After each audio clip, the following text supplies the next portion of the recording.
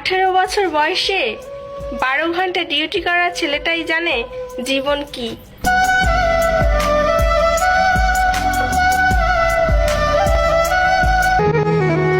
Depression কি ওই ছেলেটাকে জিজ্ঞেস করুন যে নির্ঘুম রাত কাজ করে কাটিয়ে দেয়।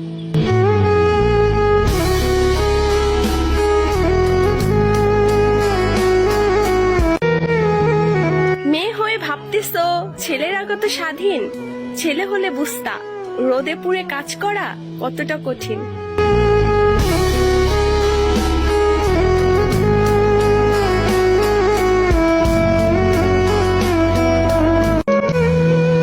কি অদ্ভুত ওই পুরুষ মানুষ, নিজের স্বপ্ন সুখ বিসর্জন দিয়ে দিনরাত পরিবারের জন্য কষ্ট করে।